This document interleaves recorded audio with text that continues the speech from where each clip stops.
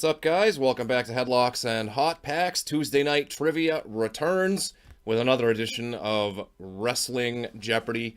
I got my board ready to go. If you are new, I'll be keeping track of my score here. My ultimate goal is a perfect score, which has very much eluded me up until this point. I've actually been trending in the wrong direction, so trying to go back in the right direction on this one. Looks like we have a SummerSlam special edition. I feel pretty good about it, but every time I feel good, I end up flubbing up easy stuff. So let's see what happens on this one. Of course, SummerSlam is not too far away, so shows you how far behind I am on episodes of Wrestling Jeopardy. Before we begin, make sure you hit that thumbs up if you like this kind of content, and subscribe to the channel so you don't miss out on all the fun here. Definitely make sure you give Wrestle Trivia a subscribe as well. Shout out to Kevin J. Callis for the swag today. Big thanks to all the support from him on for this channel here. So again, SummerSlam, Jeopardy. I feel good, but that's usually when I do bad. So let's go. Hello and welcome to Wrestling Jeopardy, the ultimate interactive pro wrestling trivia challenge on YouTube, where you're the contestant. I'm your host, Kevin J. Callis. Yeah? And I hope you brought your swim trunks and your flippy floppies, because we're about to test your knowledge of the biggest party of the summer. The Summerfest. All of my No, we're talking about the one and only with me. SummerSlam. The Ultimate Warrior. Classic Mean Gene blooper there. And with that, let's go to the board now and check out the categories you'll be quizzed on. What do we got? What do we got? With SummerSlam celebrity appearances, followed by SummerSlam defining moments, Confidence immediately, Intercontinental title changes, SummerSlam promotional posters, and last but certainly not least, is that even a thing anymore? SummerSlam specialty matches. I guess they do kind of do like the art, but are they actually like promo posters? And are they with that, splattering let's kick these off things the all over 200-point the round. city? You should easily go 5 for 5 here, whether you want to or not. Like back in the day. Gonna win, whether he wants to or not. So let's jump in and start with SummerSlam celebrity appearances for 2. This country music star supplied the theme music for SummerSlam in 2024. Oh my god. I think it was Jelly Roll? And the correct answer, who is Jelly Roll? Oh my god. And does that count as an appearance? Defining if he did the moments music? For 2. He didn't 8 appear. months after this wrestler's heel turn at SummerSlam 2018, she would make history as the first woman to win the main event of a WrestleMania. Who is the man, Becky Lynch? Thank you very much. Beating down her former best friend, Charlotte Flair, that was that whole run of her getting busted up by Nia Jax and all that. And moving on to Intercontinental title changes for 2. Bret the Hitman Hart struck singles gold for the first time in his career, submitting Mr. Perfect with this maneuver and claiming the Intercontinental Championship in 1991. I'm a big Mr. Perfect fan, so I, of course, have this. It's just the sharpshooter, obviously. And, of course, the answer here, what is the sharpshooter? A great match. A few moments later. I think Perfect was, like, and we're on pretty hurt, too, going into that. Posters for 2. They still put on a good match. What year is this SummerSlam promotional poster from? That would be 1998 at the Garden. One of the most iconic posters in wrestling promotional history. It is. It was a highway to hell at the 1998 SummerSlam. It is, it is. All right, and let's finish off pretty forgettable SummerSlam, honestly. With specialty matches. The poster is more what was the name of the I think. specialty match that featured Mankind versus The Undertaker at SummerSlam 96? I believe that was the Boiler Room Brawl. I think it was the first one. And that would be, what is the Boiler Room Brawl? Yes, sir. 5 for 5. Okay. All right, we're headed back to keep it rolling. Celebrity appearances for 4. This actor received a Slammy Award for the Celebrity Moment of the Year as a result of his match at SummerSlam 2015. It's got to be Stephen Amell, I think. And the answer we're looking for here, who is Stephen Amell? Steve. Right. And we're on to defining moments channeling his inner gold dust with the stutter. Mega Powers reeling on the floor and momentum squarely on the side of the Mega Bucks. Huge Miss moment. Elizabeth climbed onto the apron and proceeded to take off this piece of clothing at the inaugural SummerSlam. It was her miniskirt. I don't know how technical he wants to get with the answer here. Now, rumor has it that the powers that be from back in the day wanted Elizabeth to be in a skimpy bikini, but the Macho Man wasn't having any of that. No, so the correct answer is she ripped off her skirt. Yep. Oh, my God. And moving on to Intercontinental title changes for 4. At SummerSlam 2000, the Big Valboski, Val Venus, lost the Intercontinental belt in an intergender tag team match where this wrestler became the new champion. Not that I remember the match, but the intergender kind of gave it away, but it was China. Now, the rules of this match stated that the first person to score a pinfall I think it was would her be and declared Jericho the new champion, and it was a match between Val Venus and Trish Stratus versus it was Eddie. That's right. Eddie Guerrero, and the person who picked up the victory that evening, who was China.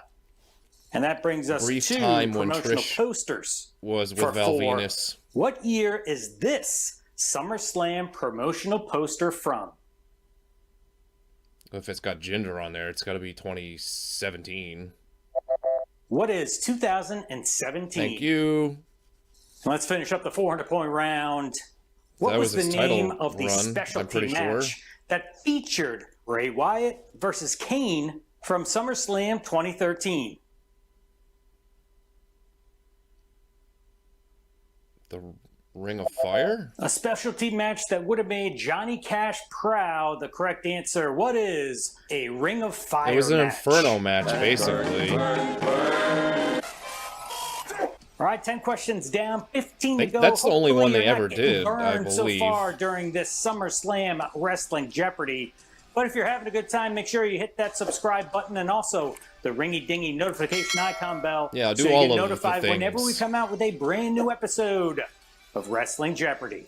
Come on, you know you want to. And we're headed back to the 600-point round. Celebrity appearances. This former heavyweight boxing champion led the British Bulldog, Davey Boy Smith, to the ring at SummerSlam 1992. Too iconic of a match that I've seen too many times. Who was Lennox Lewis? Carrying the Union flag was none other than former heavyweight that was like a little champion, bit before. Who is Lennox Lewis. He was really And that brings us to defining moments for famous, 6. I think. In 2002, Shawn Michaels returned to the ring after a 4-year absence to compete in his first match since this WrestleMania. What is WrestleMania 14? And it was a heck of a match, an unsanctioned street fight between HBK and his former best friend, Triple H. Shawn Michaels' first match since in WrestleMania Boston. 14. In Boston. Moving on to IC title changes for 600. Boston this will NFL never get Hall of Fame running back was brought in to be Razor Ramon's corner man in 1994, helping the bad guy regain the Intercontinental title by defeating Diesel. I covered a lot of this in my writing days going back, but it was Walter Payton. Walter Payton. Sweetness for himself, the Bears. Who was Walter Payton. And we're on to posters for 600. What year is this SummerSlam promotional poster from? Oh, God. What is 1995? This is the worst. Now, I guess you could argue that the WWF designers at this time didn't have much to work with here, considering the main event for SummerSlam 95 was Diesel versus King Mabel. That was a hairy one. Any wonder that the business was down when the promotional material looked like this? And I've got to say, in all honesty, it's the biggest piece of dog. Let's close out the 600-point round. I've seen worse. Where I'd like for you to tell me what was the name of the specialty match that featured Shane McMahon versus Test from SummerSlam 1999.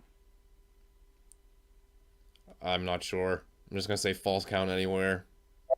This one might have a couple of names to it. It was called technically the Lover or Leave Her Greenwich Street Fight, but if you said Greenwich Street Fight, yeah, damn it, man. You had to do it, didn't you? All right, let's head over to celebrity appearances for 800.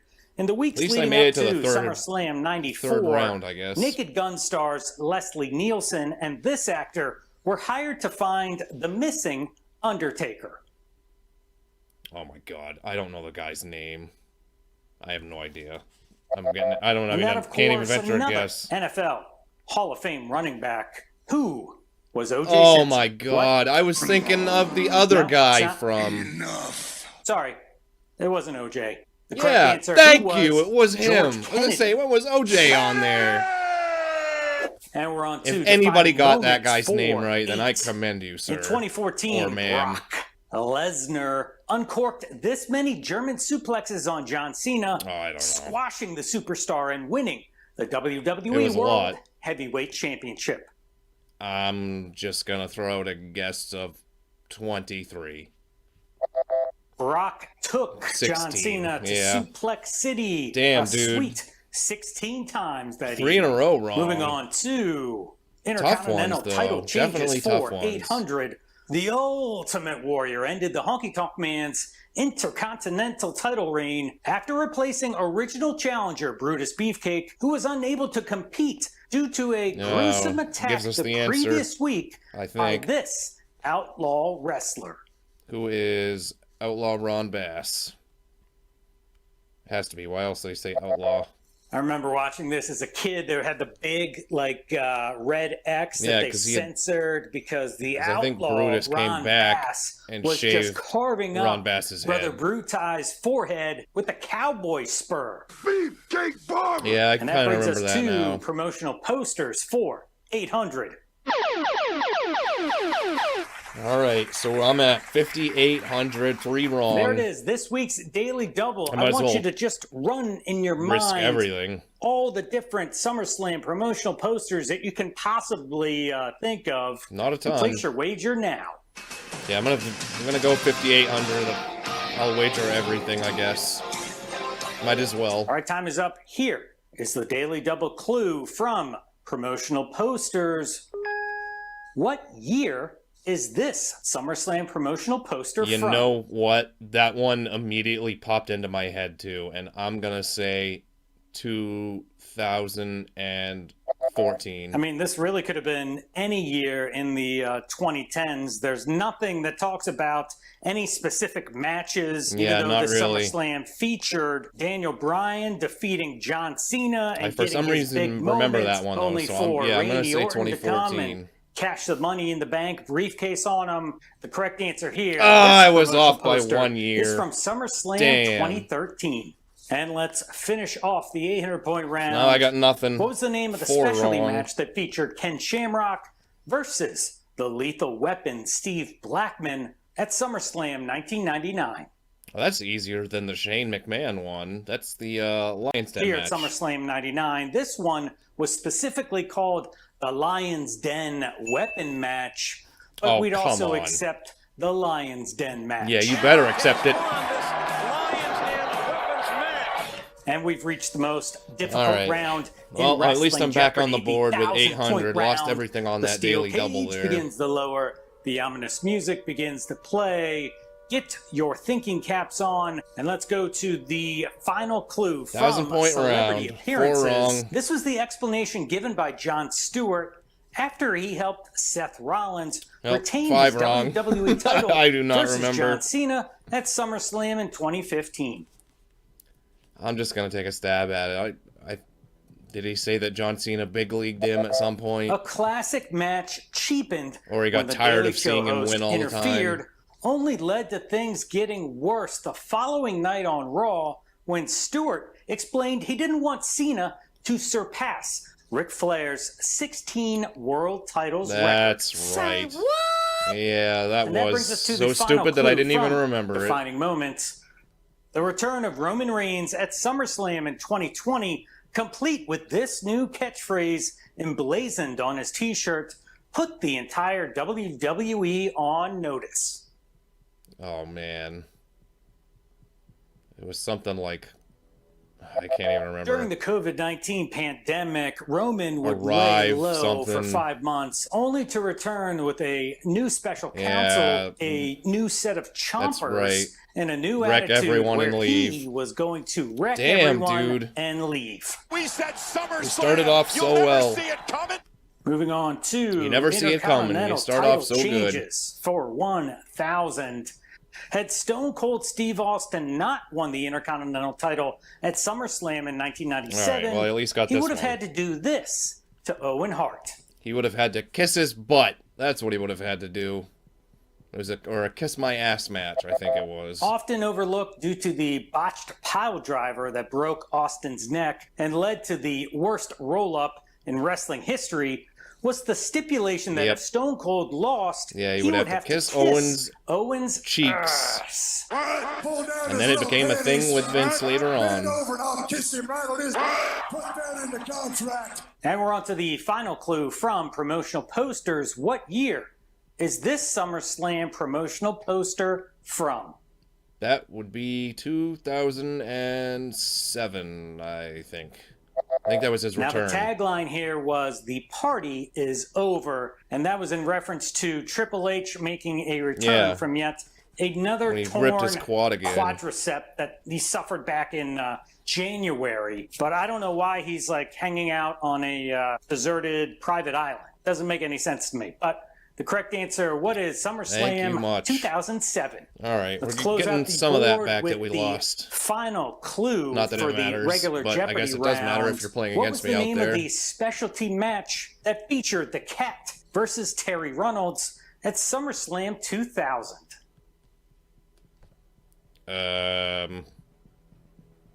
Lingerie cat fight. The feud between the Cat and Terry spanned most of the year 2000, even though neither woman was an accomplished wrestler. However, when you book something called a thong stink face match, then you clearly aren't doing it for the wrestling. All right, don't go anywhere unless you're going to get me like a Mai Tai or some sort of tropical drink. 7 wrong. It's Final Jeopardy time. Way more than I let's thought, find but he out did what a good job coming up with some difficult category stuff to remember. SummerSlam commercials. I'm just risking Brock everything. What the Lesnar hell? Attacking a shark to a hilarious ode to the Olympics and a chaotic backyard barbecue, the WWE has always cooked up comical SummerSlam commercials. All right, think about how much you know about SummerSlam commercials and place your Final Jeopardy wager. And now, I know you guys can't see it, but I got 2,800 left, so that's what we'll wager. Let me see if I can. All right, time is up. Let's take a look at the Final Jeopardy clue. During the 2006 SummerSlam commercial, the coach snagged the last hot dog. I think I got it. Drawing the ire of these two wrestlers. Good luck. Or maybe I don't. I don't know. I want to say it was D-Generation X. I'm going with Triple H and Shawn Michaels. That's just a guess. I don't feel great about it. During the 2006 SummerSlam commercial, the coach snagged the last hot dog, drawing the ire of these two wrestlers. Now, unfortunately for the coach, Jonathan Coachman, is it gonna be like the Big Red Machine and the world's largest love machine are hungry, dude. You better get the heck out of their way. Horrible. The correct answer, who was Kane and Viscera? A horrible showing. An absolutely horrible showing. Started off so strong there, and then, yeah, he does really good at coming up with some hard questions, or at least stuff that I don't remember as well as I thought I did. But anyways, I ended up with nothing there, so if you played along at all and didn't make any stupid decisions, then you probably beat me, so congratulations to you. 8 wrong on this one, which means the journey for the perfect score continues, which, even if I do end up getting a perfect score, I probably will keep going anyways, because these are fun to do. So, hopefully you guys enjoyed it. That's all I have for you tonight, and we'll see you for some more Wrestling Jeopardy here in the very near future. Have a good night, guys.